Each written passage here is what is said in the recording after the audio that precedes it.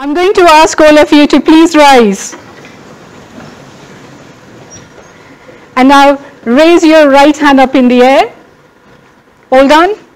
And bring it down towards your heart. And now I want you to tap your heart a little. And ask one question. Why the hell am I doing it? Ladies and gentlemen, please have a seat. I have just demonstrated to you how deeply conditioned we are to just follow the instructions and not ask questions, regardless of the fact that unless we ask questions, we will never progress as an individual or as a society. I hope you agree with me. As I stand here at Punjab University, the seat of higher education, that is precisely going to be the topic of my talk. Nelson Mandela once had said, education is the most powerful weapon you can use to create the change in the world. That is why perhaps even our ancestors formed Nalanda. Centuries prior to England gave Oxford to the world. I'm absolutely positive about education in our country, in our society, as an individual. Why? Because education itself has been built into our constitution, which says all education should be free and compulsory to everyone from the age of 6 to 14 years. Internationally, United Nations Convention for Right of Child, which India ratified in 1992, has given the right to education for every child in the world, not just in our country. Article 28 of CRC goes on to clarify that every state must endeavor to provide free primary education, encourage secondary education, provide open doors for higher education, and make sure that the technical training is made available. In addition to that, it goes on to say the state must also make an effort to reduce the dropouts.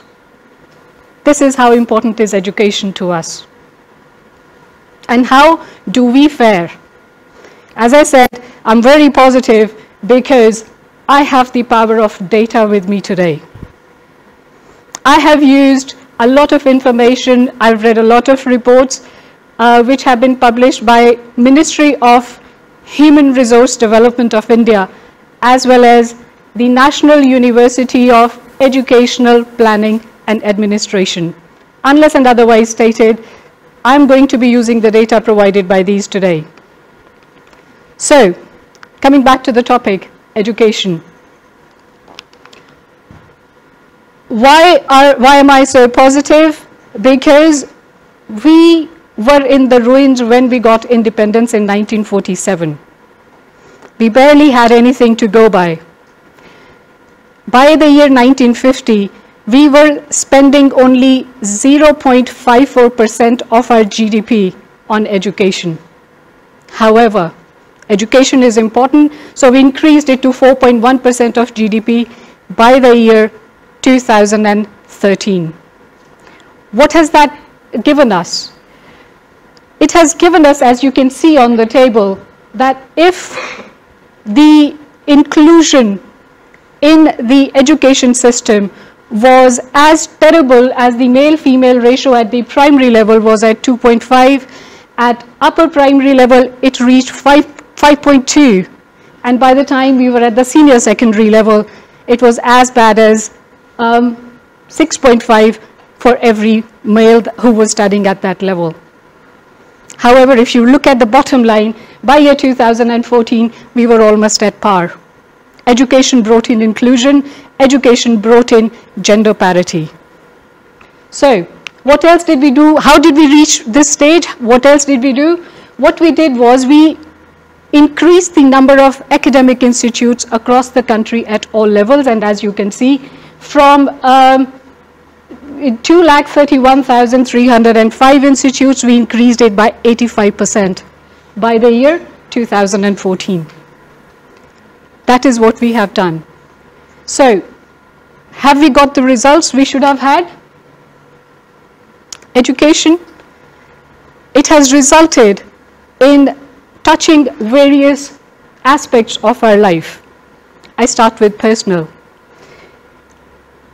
When we educate ourselves, it forces us to think beyond our immediate environment. It opens a whole world to us. When a new world is open to us, it forces us to question. It enables us to understand perspectives which are different to ours. It helps us experiment and innovate. It helps in inclusion because we accept not just what we know, but what is beyond us.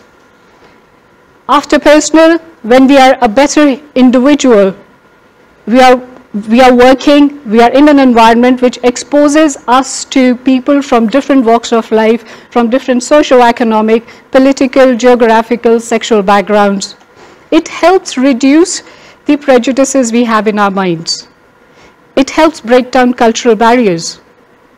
It also increases, perhaps, the religious and political tolerance amongst us at some level. Most importantly, it should also help bring the gender sensitization in us. All these factors, again, brings in inclusion. When we bring in inclusion, we are increasing the workforce who are working in the same streamline, on the same agenda for the country. That brings in the change that we all need. Beyond professional, what happens? When we are professionally confident, when we have the exposure of so many other people around us, invariably it makes us a better person in terms of our sexual life because, again, it helps us learn to respect rather than ridicule the differences based on sexual orientation. We tend to understand the importance of consent in personal relationships, not just in professional relationships.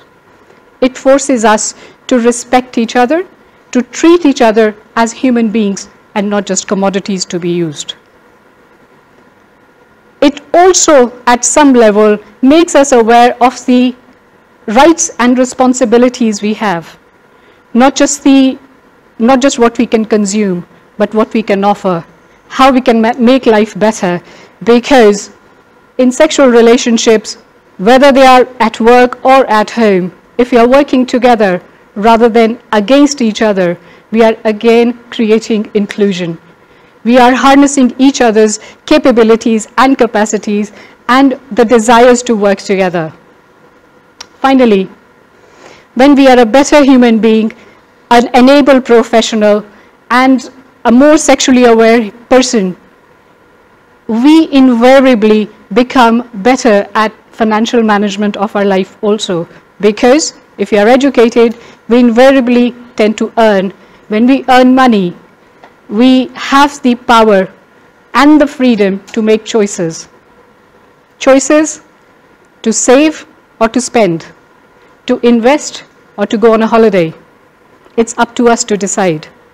It is this financial empowerment which helps us make decisions without compromising ourselves or those around us. Sounds all good. Let's see what is actually happening on the ground. Using the data again, in year 2011, it was declared that we have a population of 1.2 billion in the country. Our literacy rate was 74.04% as per Niti Aayog. Now, in the same year, it was declared that 41% of our population is below 18 years of age. That is the youth. That's a huge number. What we have done is we have taken the same 74.04% literacy rate and applied it to 41% of the youth, which means that 30% of our youth should be literate also. Unfortunately, if we look at the data, only 22% of our youth are there in the schools till class +2. that is the senior secondary level. The gap between expected 30% and 22% is that of 128 million. They are not numbers, they are lives. 128 million is a huge number for us to let go down the drain, because we don't know which one of these 128 million have the capacity and the desire and the fire in the belly to change the world that we live in today. Should we accept the situation as it is? I don't think so. We went back to the data again. We have spent so much in our schools. We are 85% more than what we were. The gender parity is there. Where did we go wrong? The data said only 60% of the schools have a playground facility. 40% of the schools have no active electricity connection. 24% of the schools do not have the disability access. 82% of the schools have the libraries, but only 21% of the libraries have a librarian to allow the access to the children to the books which are there in the libraries. Only 26% of the schools have computer facilities. Something doesn't add up. Why are we accepting just the ticks in the boxes while we are spending all that money? Question. The first question I ask is, what use are these schools and the buildings which we have created if they are not educating our children? Question number 2. What is the use of these libraries if there is no librarian which can open the wonderful word of knowledge beyond the compulsory education to the children, because they are not mere books. Books give us dreams. Dreams give us a better life. We need that better life. Progress doesn't just come from education. I remember part of the Educate Scholars project which we have under Cannonball Foundation, the son of a carpenter, topper of the school, he came up to me and he said, "It is not money that I need, ma'am. I need guidance." That is all he asked. Today, he's working at AIIMS Bhopal as a radiotherapy technician. That's the difference the guidance makes to any life. Further on, let me ask a question again. What is the use of so many CSR and government schemes and other initiatives which are supposed to be offering money and supporting children become better educated, if the information which enables these children to apply for these scholarships is not made available to them at the schools at the right time? Who are we trying to please? In a country which is talking about Digital India, where all the information that the children need to not just look for the entrance test for their required courses, but also apply online, why in a country we have only 26% schools which are equipped with computers? Allow me to share an example. One boy, he topped the medical stream in +2. He had to apply online for the counseling of the state MBBS ranking. Because he had no guidance, he missed ticking one box. One box, he lost 1 year of education. That's the difference it makes. Let me ask another question. Why are we not raising a hue and cry over the high dropout rate? The media spends hours and hours when a child falls in a well. One child. Spend number of hours doing that. Why does the same media not raise even a single whimper when 128 million children are not even in our education system? 128 million lives. Let me also ask another question. How many parents are pulling the girls out of the schools by the time they reach the senior secondary level because they are afraid for the safety of the girls? Instead of pulling the girls out of the schools, Why can't we teach our boys to become better behaved and be more sensible when it comes to sexual orientation or sexual relationships or gender bias? Why are the girls being made to pay for it? Why are we not getting our girls trained in assertiveness? Is it because we actually don't want our girls to have a voice? Because we are afraid the kind of questions they might ask? How many women do you know in your circle who are educated, qualified, working, and yet are not able to make the financial decisions about their lives? I want to know why an IAS officer, a female, gave her ATM card to her husband quite happily, who is also another officer. I want to know how many of you are aware of your friends, females, who sit in the boardrooms and actually make decisions or are trading in shares in the stock markets. I know none. Why? I want to know how many of the girls who are sitting here, or how many women do you know actually find their mention in the wills of their fathers on equal footing with their brothers? I want to know why the fathers do not take responsibility for ensuring the financial security of their daughters as much as they do for their sons. How many brothers actually demand equal rights for their sisters in the house? When I'm asking these questions, I want you to think back that India is a city which is debated in the cities. India is a country which is debated in the cities, but we live in villages. 70% of our population is living in villages where the word empowerment has no meaning. Let me take it one step further. We talk about empowerment. We are talking about including people into the system. We are doing that with the mobiles in our hands. We have information at our fingertips. I ask you, how many of you have sat down with your children to tell them how to conduct themselves in their personal lives? It is a world of swiping, isn't it? How many of us tell our children the difference between being in love and being on the borderline of being abused or to abuse? How many of us sit down with our children and tell them, let's talk about beyond good touch and bad touch? Good touch and bad touch tells us that if somebody touches you on the mouth or any body parts covered by the swimsuit, you should go to your 5 trusted friends, which is your father, your mother, your grandfather, your grandmother, and your uncle. How many of you tell your child what to do if the bad touch comes from these 5 people?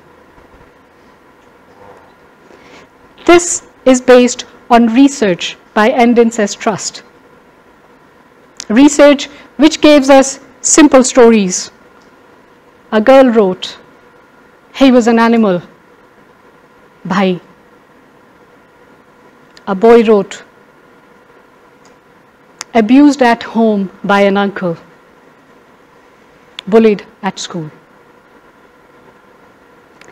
It breaks my heart to share with you that 40% of us have been a witness to an incident of incest abuse at home. 1 in 5 confirmed to have been a victim themselves. All victims are not boys. Sorry, all victims are not girls, mind you, and all abusers are not men. Despite this, we continue to believe that Me Too campaign is all about women being abused. It pains me because somewhere we are denying our men the right to complain about the sexual harassment they face at work. We are talking about inclusion. We are talking about education. We are talking about moving forward. Is that the way we're going to do it? Finally, all I want to do today, as we talk about change in education, I am standing here today. I'm grateful to one lady, Savitribai Phule, who created the country's first girls' school in the 19th century in Pune. I ask of you, do you have the courage in your heart, the conviction in your mind, and the commitment in your soul to bring just one change in somebody's life? What is it that gets your goat? What is it that you want to see being improved around you? Even if it is one life, please make a difference, because together we can and we will make a difference. Thank you.